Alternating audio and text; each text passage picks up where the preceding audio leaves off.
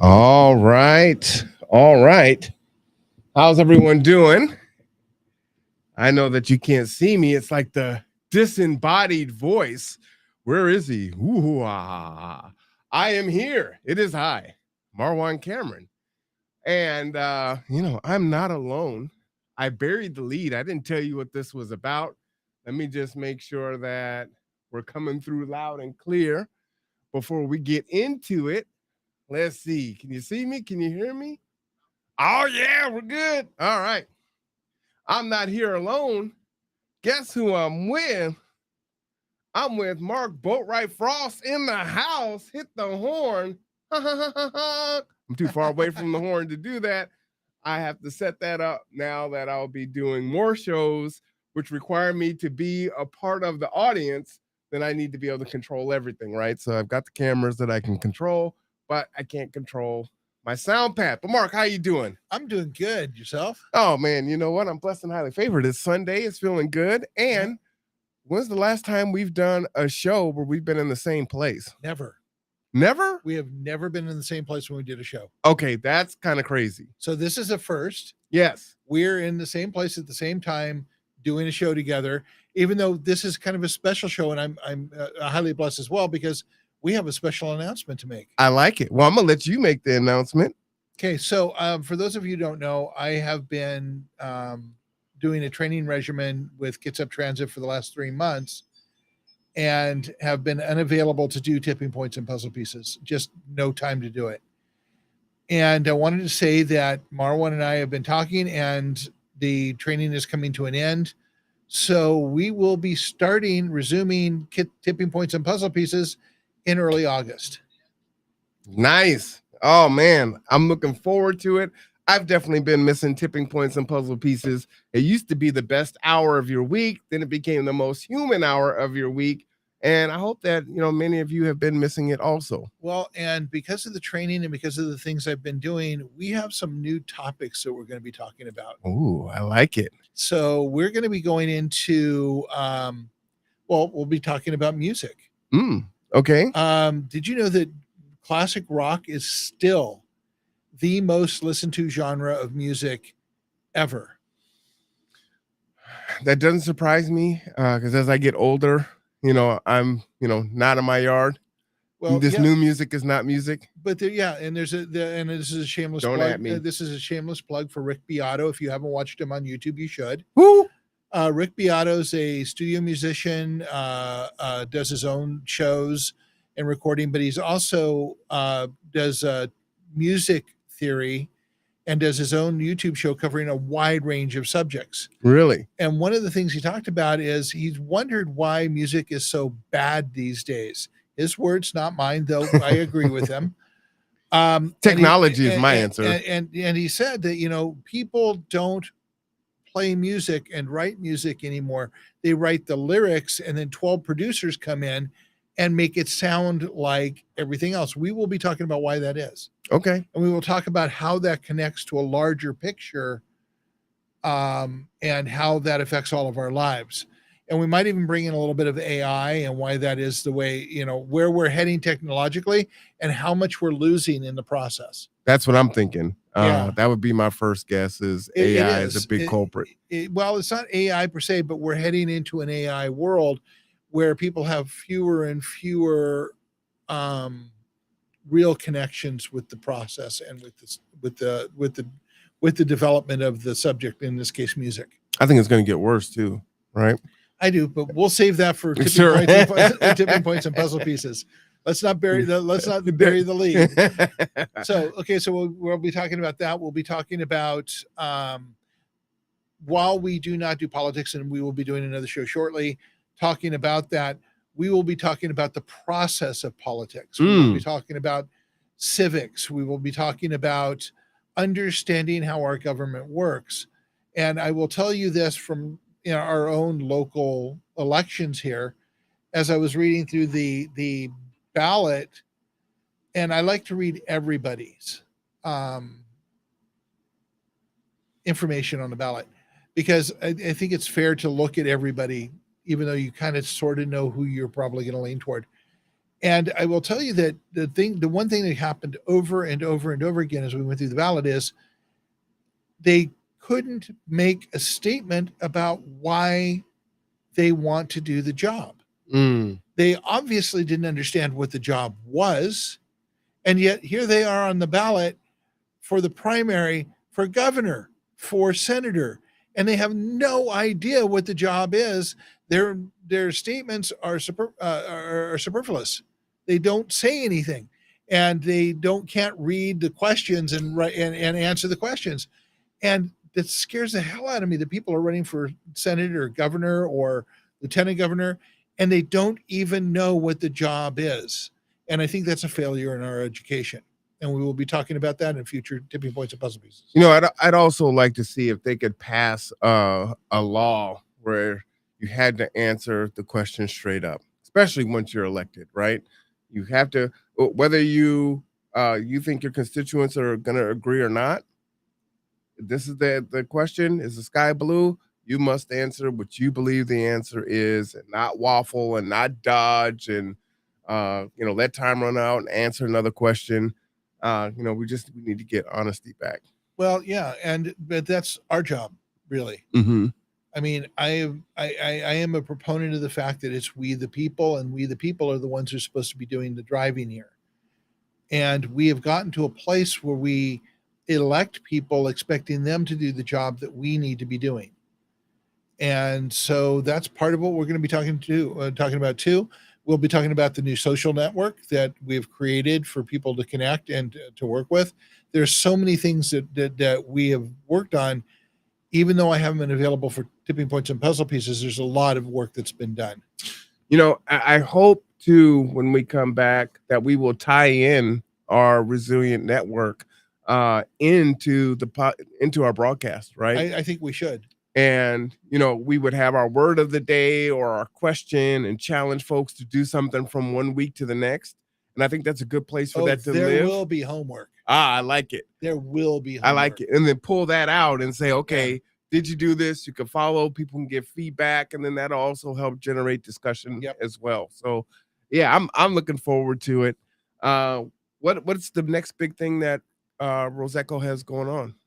Well, I think you need to stay tuned because we're in the preparations of doing several things. We're doing a lot of background work, but the gardens are going to be the big piece. Deanne just put forward the prepping for winter and getting ready to get yards ready for next year. There are a lot of people who have been talking about it, but haven't stepped up for it. Mm-hmm. Matthew, on our board of directors, have been working with Habitat for Humanity. Okay. To put together the very first Kitsap tool library. Yes. And we have just had donated a wood chipper and a rototiller. Oh, really? And one of the drivers from Kitsap Transit who fixes these things is, I'll just say his name's Greg Sanders. Awesome guy. He's been doing gardening for his neighborhood for over a decade. Shout out to Greg. And he is going to take these and fix them for the tool library so that they will be able to be checked out. And then we can do tilling the yard and getting things ready for the next year. Man, I might have a lawnmower to donate. Well, it may need a little small work. It did work and it just won't start now. So this is what's going on. We've got a couple 300 tools and more tools coming all the time. Habitat for Humanity and the group that doing the tool library that Matthew's driving are finalizing the whole idea of the space. And then we will have a tool library here where you can basically go and check out the tool you need.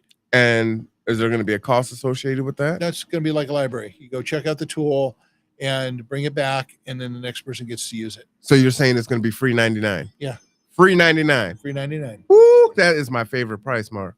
Yep. Free 99. So this is what these are things we're working on. We're working on a very large power initiative. You'll be hearing more about that as we move forward. The gardens are the big piece, food for all, making sure that's there. By the way, did you know that green peppers and peppers have basically tripled in price over the last 2 weeks? No. So let's talk for a moment of climate change. You've heard us talk about this all the time. People denying whether it's man-made. We had a hurricane in Mexico, Western Mexico, about at the end of last year. Mm-hmm. That delayed the pepper growing season. Wow. So we aren't getting peppers from Mexico right now. And so the peppers that are available, a bell pepper is $3.50 to $3 a piece. Wow. Where did you go to buy that? SARS, grocery outlet. SARS? Grocery outlet? Yeah, Winco. Wow. The Wow. pepper prices are through the roof right now. So you're going to the cheap stores and that's what you're seeing. So understanding that and thinking about that, a hurricane last year is affecting our ability to get food at a reasonable cost this year, and more of that's going to happen. So growing gardens locally, growing peppers locally, having every neighborhood have a garden, that is our goal. And next year we want to explode and do that much more. Terry, can you do a favor for me? Will you sit in that chair and just type on the chat? We got folks talking to us, but I can't see from where I'm at. All right, we got Terry in the house too. So she's going to jump in. Just use the mouse there, and that you see the bottom button that says chat. It's lit up in the blue in the center screen. Oh, listen. Yep. Yep, and then just go down to the bottom right. Yep. All the way to the right. More. Nope, keep going right. See it? There you go. All right. Oh, that's Michael. Go ahead and just click on the middle, and that'll put it up on the screen. No, we're right on Michael's name and the thumbs up. Yep, go ahead and click anywhere there. Yep. Boom. That puts it up. See, you too can run a podcast just like that, right? Instant expert. Shout out to Michael. What does it say? Michael E? E-I? I don't have my glasses. Shout out to you, Michael. So anyway, this is to announce that we're going to be back with Tipping Points and Puzzle Pieces. It's going to cover a lot more ground. We're going to be talking about the projects we're doing.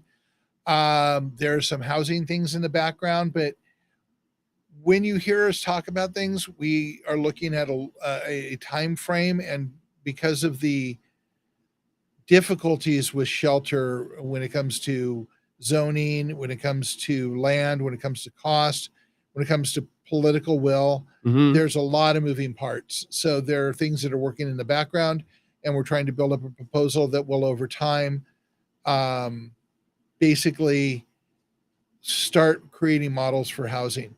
But this ties directly into the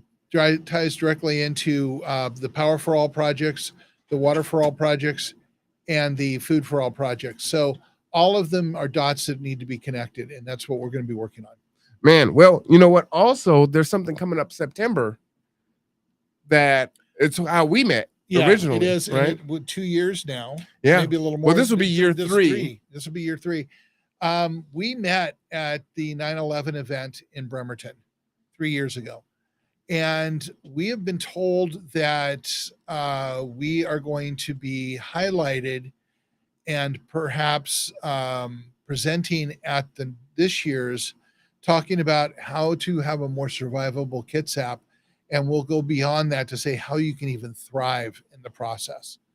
So we're looking forward to that as well. Also, we've set a date for the next Stone Soup. Oh, okay. It's going to be January 10th of next year. January 10th. All right. So if anybody has a location that they could let us know about, we're looking for a new location. Last year's did not work out as well as we would like. So we need a location with a kitchen where we can feed people and have an event. If you got something or somebody who is willing to donate that, let us know, because we're starting to plan now. Man, and there is a lot of planning that goes into Stone There is Soup. an awful lot of planning. I'm assuming our next few board meetings, Stone Soup is going to be top of the agenda. You know, and in regards to the 9/11 SOS, which is the sacrifice of service, obviously 9/11 stands on its own, but there's a big emergency management piece, and that's again how I met Mark, and then ended up joining Resilient Ecosystems because I thought it was important. We're here on this peninsula, we're very isolated, and we need to be prepared, right, for anything. And part of that preparedness is getting to know your neighbors, and connecting with people around you. Well, and growing, right? You're talking about the price of peppers, and I did my kale, last year for the first time, and this fall and winter, Deanna's going to help me get my crops back. So I'll try something that's resilient. You see what I did there? Yeah. That will help me through the winter time. Just because I don't have a lot of time, but I still want to, exercise that muscle of growing. Right. And Matthew's going to be going through harvest in about a month. So really? I've got to get up there and get some video. Right. Absolutely. Oh man, what's he growing up there? Well, I know he's got peas going on. He's got tomatoes. Yeah, cabbage, lettuce, Mm, a lot of stuff. peas, huh? Yeah, Interesting. ours blew up like crazy. We had a whole bunch of snow peas and snap peas. Really? Yeah. Oh man. All right. I wonder if there's a place where we can create a Mighty Networks for resilient, where people can send in their pictures of their gardens and Absolutely. exactly. Yeah, Like, that would be if pretty you're fun. part of okay, Mighty Networks is if you go to the reseco.org webpage, you'll see the link there. So you Use your mouse. if you go there, you'll be able to see the QR code and the link to Mighty Networks. Go to that page. It's free. It is a social media network specifically for Click it again. developing resilient communities. Oh no, click it again. Click it again. And that will chat. and we will be able to, there's already a lot of stuff there. There will be more there, but if you join the networks, please submit your pictures of your gardens because we want more and more of that to be done. What was the website for It go is to? reseco.org, reseco.org. And if you go there, there's a link to the Mighty Networks. If you catch up with one of us on Sunday morning at Cups Cafe, we have links on the table with us. So, And then Terry, after you hit enter, that'll pop that up there. Will you click on Michael's question there? He says, I like your gardening idea. You just click it once. It'll pop up. You took it off. Go in the middle of Michael for the second question. There you click right there. Just click it once. There you go. It just takes a second. I like your gardening idea. What advice do you have for apartment dwellers? window boxes. What are they? Window boxes. Window boxes. Yeah, you have window boxes. You can grow herbs. You can grow peppers. You can grow tomatoes. Really? Yeah, just any place that you have light in your apartment, you can put a window box or a little growing box and just grow small amounts. If you have agreements with other neighbors where they're growing some things and you're growing others, and you just swap them. Do you guys do any window box growing? We haven't so far, but technically we should be, but we actually do a lot of growing. Got you. If you I don't have sun yeah, for me to do a window If box you- in my kitchen, but if you have a deck in your apartment or a little place outside, Terry found these bags instead of like that are like pots, but they're flexible, Mhm. and she filled them with dirt, and we've got 8 tomato plants growing out of them right now. Oh, really? Yeah. Oh, nice. So yeah, you can move them around, and we're about to have a whole bunch of heirloom heritage cherry tomatoes. So what are some of the easiest things to grow, Mark and Terry, inside using a window box? Let's say you're a new grower. Our basil hates outside, Really? but it's been growing really well inside. Oh, nice. Okay. So And basil's not cheap, right? In the store? no, basil's moderately inexpensive if you can find it, but your own fresh basil, and not to again, I'm trying not to go into a lot of the detail that we normally do in tipping points, but there's a lot of studies that have tracked the fact that we've lost 50% of our nutritional value since the 1950s. Mm. So a tomato today, an apple today is 50% less nutritious than an apple in the 1950s. So growing food in healthy soil in your home is going to provide you with 50% more nutrition for the same thing you're buying in the store. Nice. So why would you not want to do that? If you grow inside, would you have less issue with are they called aphids, those little bugs? Yeah, a lot of the unless they come with if you get a starter and it comes with the starter, Gotcha. but you spray it with vinegar and it pretty much takes care of that. But it might be easier to maintain inside because than the outside. bugs are. Yeah, So that might be a good way too. and certainly have less problem with moles. Or moles. Okay. Michael, what are you thinking about growing in your window? My kitchen window, typically you've got the garden window. In my old house, it was great. If I was a grower, I could have. Yeah. It had 3 shelves on there. I mean, it was designed for it. But I don't have a window over my sink. It's just a wall. Yeah, I have a super helpful thing. What's that? I have Terry. Terry is the green See, thumb of all green. Is Terry the thumbs. light? Yeah, she's the Terry one that smiles and it's like and everything. pretty blooms. much. She has a monstera plant that is like 7 feet tall Oh, really? and takes over like a quarter of our living room. Is that edible? No, Oh. it's It's just a decorative. plant. But yeah, our entire garden is Terry. Wow.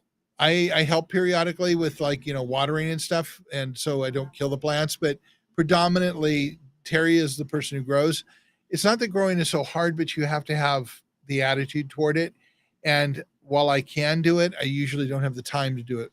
So Terry, let me ask, is there, because I don't have natural light, can I get an artificial light and grow in my kitchen with the, absolutely. really? Yeah. What kind would I They're get? kind of pink generally. Pink? They're grow lights all over the place.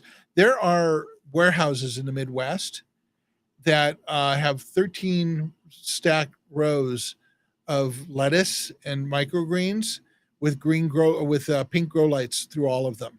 Well, I'm just thinking maybe. I know, but I mean, it's just just the grow lights that they use is generally a pink tint LED grow light. You can get them from anywhere from $20 to $50 to $1,500, depending on what you get. So maybe $20, and then I can put a little light in there, grow my basil, grow a few other things right there. Huh. Yeah. Then I won't have to worry about the light. Yeah. Then I might be able to salvage my lucky bamboo. Yeah, there you go. One of my students gave it to me, I think in 2016. It's still alive, but it was supposed to grow to 4 feet, and it's the same size as it was when she gave it to me. Okay, so since we've gone kind of farther than we thought we were going to go on this program, let's. Oh, we haven't talked in a while. We haven't. Oh yeah, go ahead and cook that. I don't get any sunlight and very shallow window. Very shallow window ledge. So I don't know if that idea would work, but I would like to try to grow some spicy peppers. Spicy peppers. Oh, we were just talking about that. So you can do that. You can get LED grow lights. So here's my trick, and this is going to be beneficial for the next thing we're going to talk about. My trick on Amazon.com is if I'm looking at something, I want to have somewhere in the neighborhood of 10,000 and more reviews before I buy anything. Okay. But you can look for grow lights, look for people, and go read the comments. If you can find a good grow light for $20-25 on Amazon, use that. It will help you grow the peppers. Light and heat. Terry found a heating pad for pots that you put underneath the pots, and it keeps it warm. So with peppers, you're going to want heat and light. So a grow light and a heat pad made for that, because they're water resistant, would be beneficial. You should be able to grow peppers in your window. So Michael, if you get a chance, or if you haven't done it already, go to roseco.org and join the Resilient Network. And I believe there's a place in there where he can post. Yeah. And maybe we can put that in there and come up with a recommendation. Gonna do something in the kitchen. You want to grow peppers? Here's what you need. That would be tremendously helpful. We'll start putting videos in there about people who do it. Yeah, that's perfect. Terry's got a few. I've got a few that we would put there.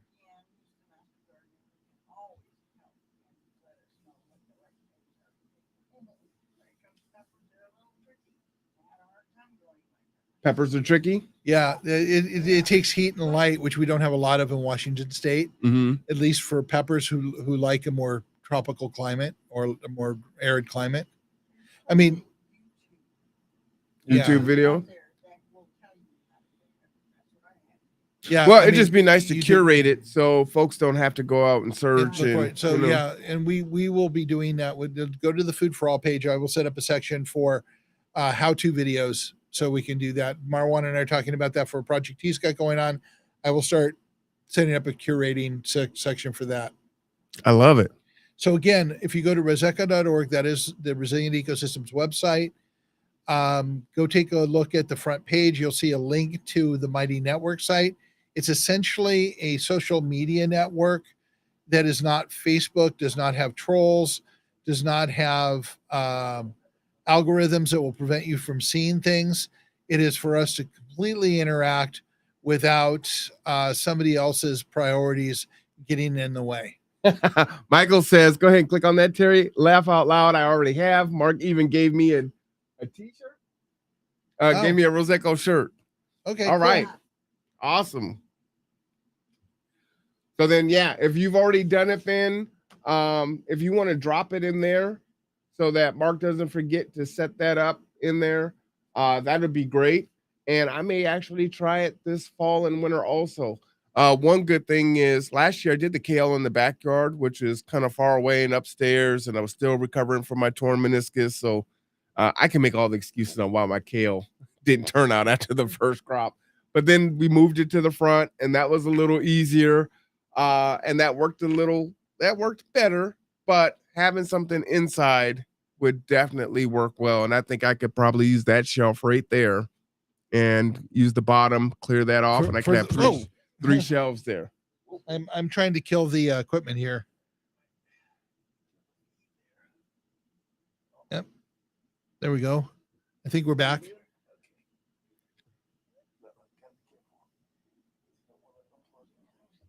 Okay. He's pointing to a shelf over there, so you know. Because obviously you can't see it, and I can't pan a camera around. Is that what you were trying to do, is pan it over? Yeah, the power cord on this was right where my foot was, so I'm going to move that over here a little bit. All right. So changing subject slightly. Sure. We were going to do 2 shows, but we've kind of gone really far with this one, so I'm just going to go here. One of the things Marwan and I talked about, because it is an election year, is, you know, the obvious question is, who do you want to vote for? Who do you like? And this, that, and the other. And I said, you know, as much as I want resilient ecosystems and the Kitsap and the resilient community movement to be many, many, many faces, I've been pushing it for the last few years, and I have become the face of it. So I cannot, being a 501c3, make any political recommendations, not that I would anyhow. I don't give endorsements. We do not give endorsements. We cannot give endorsements because we are a 501c3. That said, Marwan and I talked about this. I said, I did want to talk about a little bit about what I look for when I am making a decision about who to vote for. And there are some, and I mentioned it earlier when we were talking about the next tipping point, so I'm not really going to go into it here, but the status of people's understanding of civics is abysmal. You read comments on social media, Facebook and others, you watch the news, you realize that people have no idea how the government works. They don't understand the checks and balances. They don't understand the place of the Supreme Court, the executive branch, and the legislative branch, and what each of their separate jobs are, and that the Senate and the House are not the same thing. I mean, they are all Congress, but they don't do the same things. They are not responsible for the same things. And that scares the hell out of me, because democracy is hard. Well, democracy is about taught in high school? It was. I have talked to several people who said it's not taught in high school anymore. It's not taught in that way in high school. And I'm going, yeah, we have to teach it in high school. We are a democracy. People have to understand what the roles of the people they're electing are, because I'm looking at the people who are elected, and I'm looking at the representatives, and I'm going, these people don't seem to understand what their job is. Hence, we don't have a budget yet.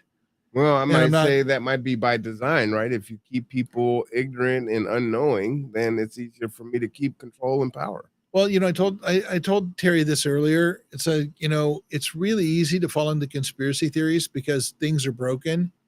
And, well, that's not even a conspiracy. And the tiers are, and the things are in place that could create it, but there's nobody in charge. I would feel a lot better. This is not saying that I want a conspiracy or somebody in charge, but I would feel a lot better if somebody was in charge, because you tend to keep the cattle alive. And that's not what I'm seeing happening.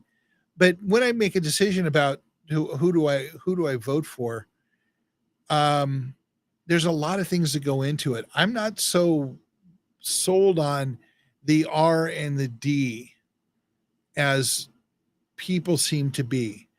And granted, there are reasons to be philosophically, because we've gotten so entrenched in our places.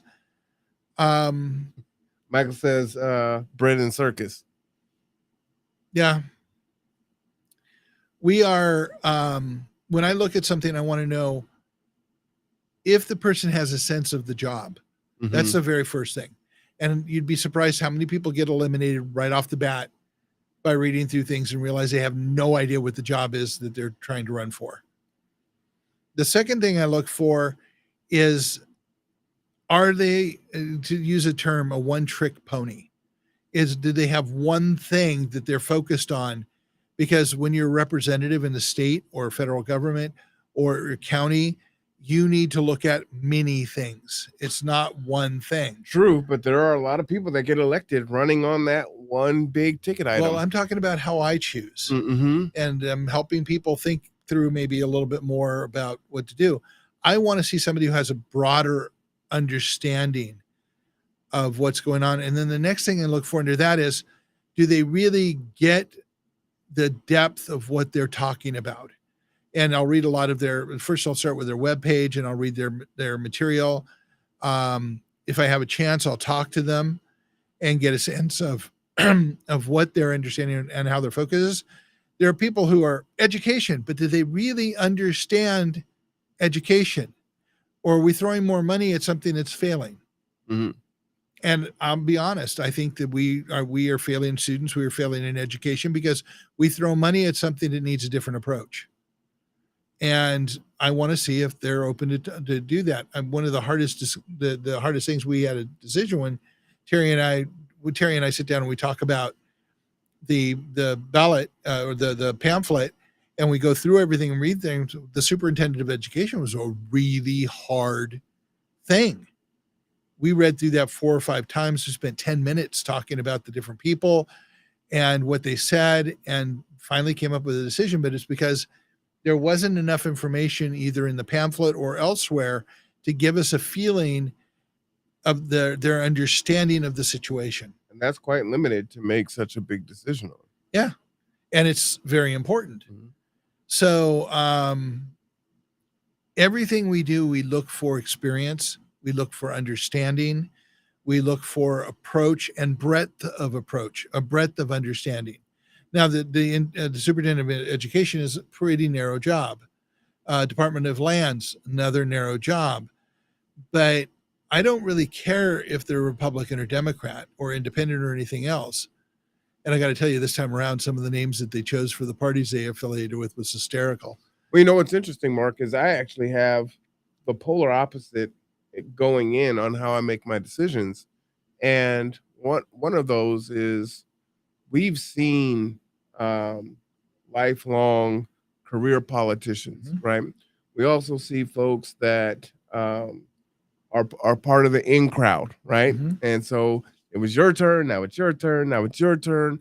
And so I don't necessarily look for someone who understands government, but someone who can articulate a clear idea of what they want to do and how they want to either change things or improve things that are already there. I don't care about their previous experience and do they know the nuances of how the Senate works or how the state works. Well, how effective can they be in what they want to do if they don't understand how it works? And the reason why I feel that way is what we end up getting is much of the same. And Mhm. so people have, well, we can talk about climate change, right? So climate change is a thing. We've been talking about it for a long time. I mean, 60s, since 1960s. I was just about to say that, right? Yeah. But we've only been making these incremental strides, haven't but we been even see how bad it is. We haven't right? even been making incremental strides. And as soon as we get something done, the next political cycle pulls the funding out of it. So that's my issue, right? And so what happens is you get the person that can articulate how government works and what they're going to do to make those incremental changes. Mhm. And then decades later, we see that it's in the same place. So I'd rather some mavericks come in that the people are going to continue to support and push, because that's ultimately Well, what it is, right? So we go back to the we the people statement. Mm-hmm. I don't think it's anybody's surprise to anyone that I'm not fond of I am very fond of our political system. I believe full-heartedly in the Constitution of the United States. I believe in the checks and balances system. I think that it has been degraded to a point where it is useless in a lot of ways, and that the people doing the jobs don't really understand the jobs, and they have no interest in actually performing the jobs or doing things for the people of the United States, even to the point of Kind of making my point for me. yeah, no, I'm not arguing. I just, when I do the decision making, I try and figure out the best of two evils. Mm-hmm. I mean, it's always that. It is always that. The only political information I will give you about choices I made is the only time I ever felt good about voting for president, absolutely 100% good about it, was my very first election, and I voted for Jimmy Carter. Oh, that was a long time ago. It was. Oh, we have another comment here. I think it's shameful that we have such educated voters nowadays. I slightly agree with both of you. I like to know that a person has an understanding on some level of the job they're seeking. Yeah, absolutely. I don't want them to be just cold and I have no idea. But I these career politicians, folks that understand and It's can all shake about the them. babies and kiss the hands. It's all You about know, them. it's horrible. So let me just make my point with one statement. Sure. When was the last time we had an amendment to the Constitution? I don't know. 30, 40 years. However, I also like to know that a candidate has goals in mind that are going to affect my life, society in a positive way. Importantly to me, the question I need answered by a candidate. Sorry, I'm reading so rough, but I'm super far away, and even with my glasses, I can barely read this. And then also, is how do they plan to get other politicians on board? Well, and you got to move it off again, there for me to finish reading it. On board with their agenda, because as we know, one candidate can't get it done alone. No, and that's that's kind of the beauty of the system, is not to have mistakes, but we aren't moving forward in any ways.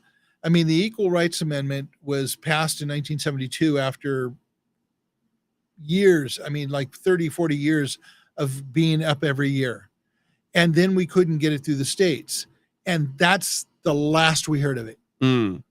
70s. That's 60 years ago. Do you think we've moved forward socially since then? I think we need to stop the Equal Rights Amendment and go with a Human Rights Amendment and put it all to bed for once and for all, and stop this nonsense of equality or inequality and say everybody's got the same rights. Let's put that to bed and stop. But politicians aren't interested in doing that. They're barely interested. They can't even pass a budget, let alone a constitutional amendment. And that's on us. We, the people. We're so busy being told that we need to hate each other and fear each other, and that if you're a Republican, you can't be a good person. I think the Aaron Sorkin's show, Newsroom, said it best in the episode about The Greater Fool. It said, or actually maybe it was the one about the election, where the one of the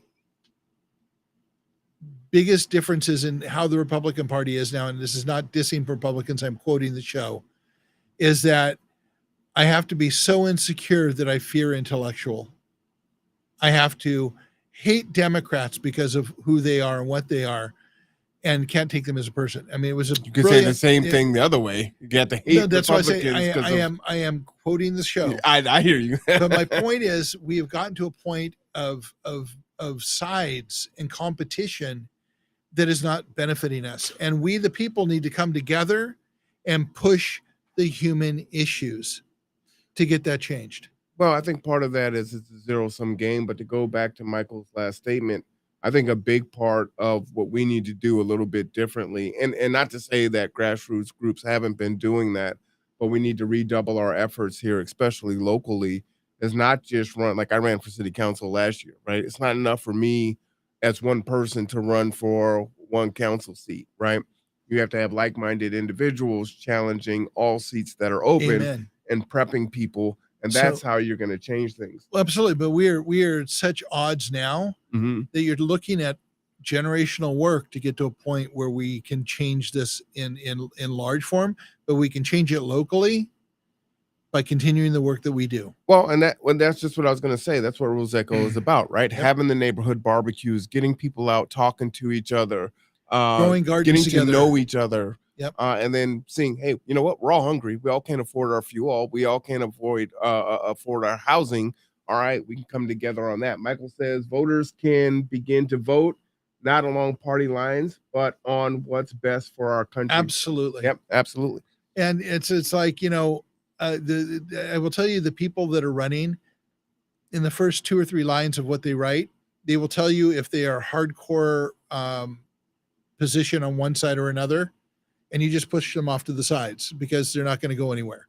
Well, I disagree with that too. Well, you look for the people that are not entrenched, that can work with everybody, because that's what you're going to need. I think you still got to talk to them, understanding that they may not move. That may not be your focal point, but you still have No, I'm talking about as a voter. No, I'm still talking about that as a voter, right? So we talk about, and we're not going to go into it at all, but we know that there are some big button issues, like reproductive rights is a big one, right? And some people, they are one topic issue, and that's everything for them. So nothing else matters unless they're either for or against that. I still think there's a space to have a conversation who's on the opposite side of that for you. They're not going to move on that. We understand that. But again, I go back to the multiple issues. If I'm going to vote for you, you'd better have more than one issue that you're dealing with. True. And that's what I'm saying. From my point of view, as I'm reading their statements, I want somebody who is not entrenched in one place and that's all they can see and that's all they can do, because their job inherently is to represent all of us in moving things forward. Big facts. And the minute you say, I'm only going to do this, well, then I'm not going to vote for you, because that you are not going to do the job I and everybody else need you to do. And I think that comes from, you know, again, we say we the people, but then we have to spend time with we the people. Absolutely. You have to get outside of hanging out with just your friends and your family members and folks that your fellow workers and employees and things like that. You need to go and stretch yourself and spend some time with people you wouldn't normally hang out with and get to know them. They're your neighbor. They're your community. It's funny because I have this conversation fairly frequently that people go, well, this person's going to vote for X, Y, and he believes in this. And then have you ever asked why? I mean, I love going to somebody who is politically opposite of me, like there is such a thing. I'm more about what we can do together, and says, well, why did you do that? Why do you hold this opinion? I mean, you must have thought it through, right? And to be honest, some people haven't. But a lot of people have. But a lot of people have. And when you have those conversations, you learn some amazing things. And it changes your thinking about the entire topic. So I always say, and I'll ask Terry this, what is my favorite thing to say about questions, Terry? Ask the next question. There is always a next question. Ask it and listen to the response. You learn something, you understand things differently. And amazingly, just by asking the question, you end up in a conversation with somebody who you would normally be opposed to talking to just because how they appear to believe. So tell folks, when is the next time they can have a conversation with someone from Roseco? Oh, well, today would have been a good day. We were at Cups Cafe from 10 until noon. We will be there next Saturday, 10 until noon, and perhaps not be competing with Whaling Days and next Sunday. Yeah, and the car show and stuff. So every Sunday from 10 until noon, Cups Cafe in downtown Bremerton, we do a meet and greet. We're there to talk to you, to answer questions, to have conversations, to meet you, to build community, to just bring everybody together. Ooh, I should have had you bring me a berry crumble and a dirty chai from there. Sorry about that. Yeah, man. Could have. Yep. And they got good food and they got great coffee. We've got someone else typing in here. Hey, Matt, many people are emotionally compromised. You cannot think when you're emotionally compromised. Yeah, you know, that is true. And I think it's going to take time. And that's why we do the barbecues and hang out at Cups Cafe and try to make ourselves available, but also encourage other people to start spending time with each other so that we can move past the emotion. Like, okay, you feel this way about that, and you are entrenched and you're dug in.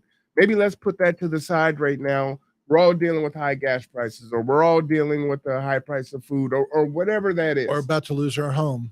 Yeah, or we want to, get a handle on drugs here in the nation, or whatever the issue is. I mean, understand suicide rate in teens is astronomically high. Depression, emotional compromise, being emotionally compromised by all kinds of things. And part of that reason is because we don't have the community that we had in the past. Mhm. And I'm not even going to say 20, 30, 40 years ago. I'm talking about 50, 100 years ago. We've been breaking down those in exponential rates. We need to come back to that because we all do better when we do. And that helps with the emotional compromise because you know that somebody is there and it has your back. So Michael says Sundays at 10 to noon is bad for you. Michael, put in the chat a few times that are good for you. And keep an eye on the Reseco, the Resilient Community Movement page on Mighty Networks, because we will be putting additional times and places we will be as we move forward. My perceptive and opinion has changed dramatically. I'm missing the piece of that. Oh, absolutely. Before I started the nonprofit here in Silverdale to deal with the carts here. Oh man, you know what, Matt? I'm gonna put my email in the chat. Will you please send me an email? I would really love to meet you. I'm actually part of Rock the Block. So you probably know Don Michelle and Bailey and all the rest of them. I would love to talk to you. I'm gonna put my email in the chat. I'm gonna have Terry do that. Will you please send me an email, marwancameron@gmail.com. And now let me go ahead and read that. So absolutely, before I started the nonprofit here in Silverdale to deal with the carts here, I had one perspective on homeless. It was pretty grim since working with the homeless after starting our contract. My perspective and opinion has changed dramatically. Yep. Perfect. Yeah, true story. You can feel one way, and until you get in there, it might reinforce how you think, or it might change it, or will at least give you some nuance for sure. Yeah, and as I say, I did training with Kitsap Transit. I've spent a lot of time on buses. Before that, I drove for Gather Together, Grow Together, and I've dealt with a lot of the homeless community here. And I will tell you that they're people, and the vast majority of them are people just trying to live. Yeah. And that's something to respect, and community needs to come together for that. So Michael is saying after 3, if it's on a Sunday, is a good time for him. Okay. If there's other people that are, because we have quite a few people watching right now on different channels. If that works for you, put a 1 in the chat, and maybe the folks could shift a day, or maybe stay a little later on one of the days. How about I've been kind of considering doing a barbecue at Evergreen Park. Oh, hey. So we could do it like a Sunday afternoon. Well, here's the thing. If nothing else, my neighborhood barbecue has to take place. This will be the 3rd year in a row. Okay. So we could have that here, but we could also do a barbecue at Evergreen Park and have people come over like at 5:00 on a Sunday, and we could do dogs and burgers and just talk to people. Oh, well, I will talk to you offline on that, because there was someone else that wanted to do something like that. And I think Wonder Twin Powers Activate, for those of you that are old enough to know what that is. 5. 1. Okay. All right. Okay.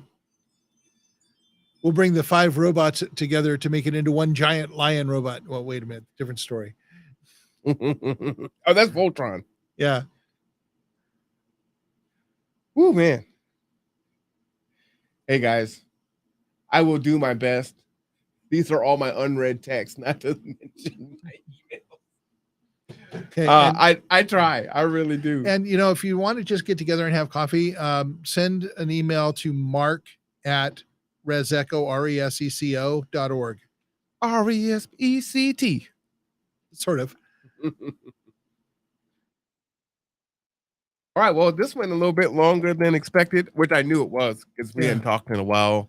Yep. Kind of in this format. I mean, we talk all the time, but yeah, no, I miss doing the show. So Yep. I look forward to it. We may need to do the show like this periodically, coming over to the studio and do it live. Yeah. So, Yeah. Okay. Yep. I like it. Always come on down to the studio. Okay. Yeah, I've just got to add another device so I can bring that over here so I can have my sound effects and everything else. And I just need to bring my laptop over here so I can type in the chat. But luckily, we have Terry here today to be the producer, which is great. Rocking the board for us. So, well, let's give some final thoughts and okay, so well, my final thought is let's change the world together. It's about us doing the work. And the work isn't all that hard. It's better when you're together. And I got to set up for the workshops at the end of the year. And you say pork chops? Workshops. Oh, I thought you said pork chops. I'm sorry. No, I haven't eaten, so no, that's workshops, not pork chops. Okay. Okay. So I haven't eaten today. Go ahead. I'm sorry. So applesauce. Sorry. No. So yeah, we're going to be setting up workshops. We're considering the Mighty Network's capability of doing classes and actually doing online classes so that we can do it more reasonably. I'm sorry. Okay. Let me read this. I miss talking with you guys. May God bless you and always stay encouraged. This is the Rev. It is the Rev. No, I didn't know it was the Rev. Okay. Why didn't you tell me it's the Rev? I'm like, because I'm like Michael EI. I'm like, or Ellington, EL. yeah. Like, oh, hey Rev. Hey, you need to give me a call, Rev. Give me a call, man. I did not know that's what I'm like. I don't know what that is. Terry, you buried the lead. That's awesome. What's up, Rev? Call me, man. All right, and that's it. Let's do this together. All right. My final thing is one, don't be afraid. Things aren't going to change unless you change it. We cannot expect those that we elect to change it. That may be the expectation. Once they're elected, then you got to stay on them, right? You got to push them. You have to support them. You have to hold their feet to the fire. But at the same time, there's so much work that we still need to do. Just checking the box is the first step and a step of 150 things to do. Yep. So, let's get to moving. And one of the things we have to do that's probably more important than even checking the boxes is starting to talk to each other and find out that we have things in common that we never thought we had in common, that we can start coming together to push with the people who think that they can do what they want. Yeah, well, there you go. Terry, you got a final word? Do this all together. I like it. For those of you who didn't hear, let's do this all together.